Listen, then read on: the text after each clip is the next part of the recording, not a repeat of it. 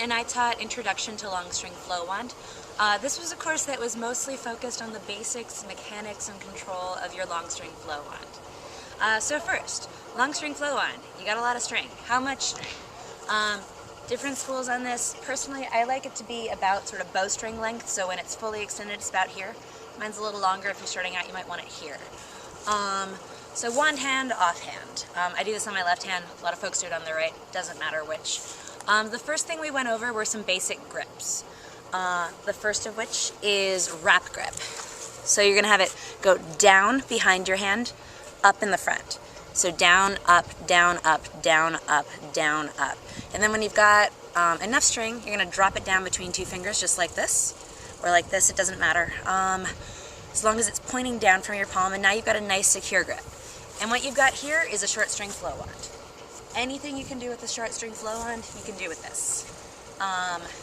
So if you want a good way to get into long string, if you're having a little bit of a hard time getting started, start with the short string. Then what you're going to start doing is start wrapping out. So now it's a little longer, and now it's a little longer. Now I've got a full length wand. Now there's another type of grip, which is called a V grip.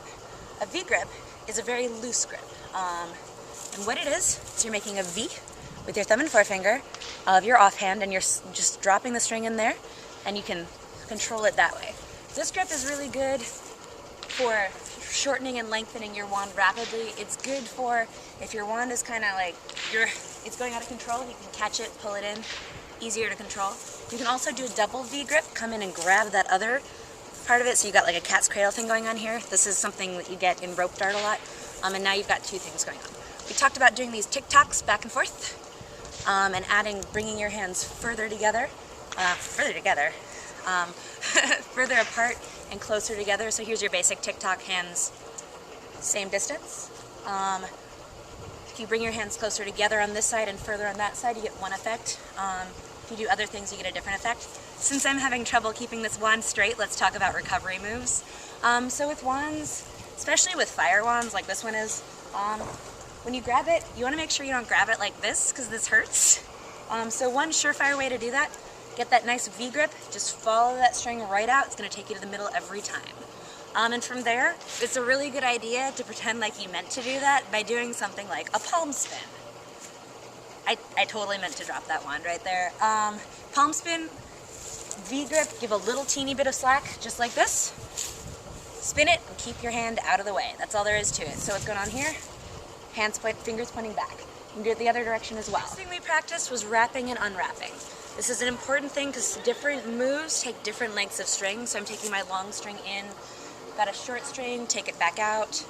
One thing you can do is you can go up over your head and wrap both your hands at once in like a prayer wrap. One of the nice things about this, you can take it down afterwards, play with it a bit. If you just stick your hands down like that, it comes out. Everything drops off and I've got a long string again. So it's a really nice way to do that sort of thing. The next thing we talked about was behind the back work. So behind the back work, it's a little hard to catch. I have this on my hand here, and I'm just wrapping it around behind me, leaving my hand there and catching it in a V grip on my other hand. So now I've got one hand locked in place.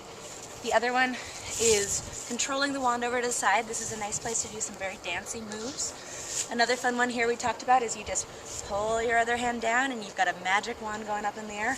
All that's going on here is this, but your audience can't see that. So that's a really good, stagey, showy move. Well, you can send that back there. Behind the back moves, behind your shoulders. All I'm doing here is I'm sending it in a nice big circle. You see this? Then I'm just bringing it a little down so it catches on my neck. When it's behind me, I start turning with it. If you let it keep moving and it comes back over your shoulder like this, you've just done a neck wrap. That's something we talk a lot more about in the intermediate class. So over the shoulders leads into a neck wrap if you let it. You can also do that the other way. Look, Ma, no hands. I totally got no hands going on here.